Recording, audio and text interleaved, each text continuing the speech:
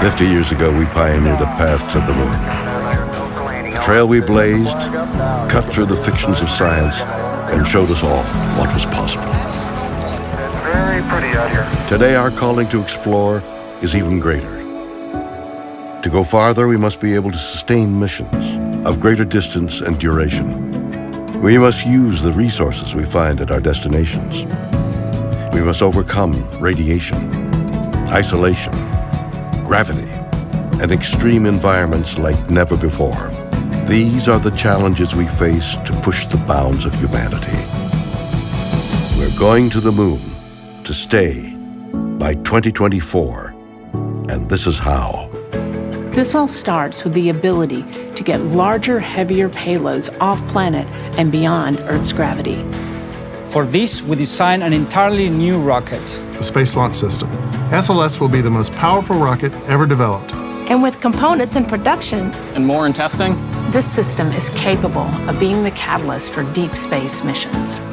we need a capsule that can support humans from launch through deep space and return safely back to Earth. For this, we've built Orion. This is NASA's next-generation human space capsule. Using data from lunar orbiters that continue to reveal the moon's hazards and resources, we're currently developing an entirely new approach to landing and operating on the moon. Using our commercial partners to deliver science instruments and robotics to the surface, we are paving the way for human missions in 2024. Our charge is to go quickly and to stay, to press our collective efforts forward with a fervor that will see us return to the moon in a manner that is wholly different than 50 years ago. We want lunar landers that are reusable, that can land anywhere on the lunar surface. The simplest way to do so is to give them a platform in orbit around the moon from which to transition. An orbiting platform to host deep space experiments and be a waypoint for human capsules. We call this lunar outpost Gateway. The beauty of the Gateway is that it can be moved between orbits.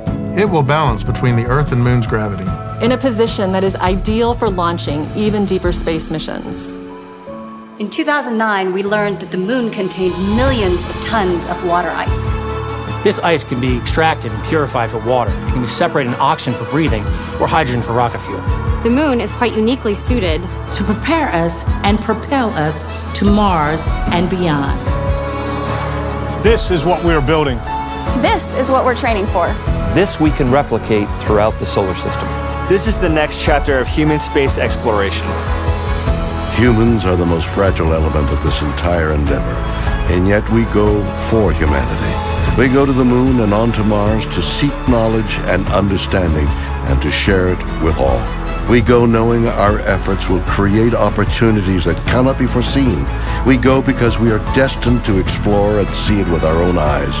We turn towards the moon now, not as a conclusion, but as preparation, as a checkpoint toward all that lies beyond. Our greatest adventures remain ahead of us. We are going. We're going. We are going. We are going. We're going.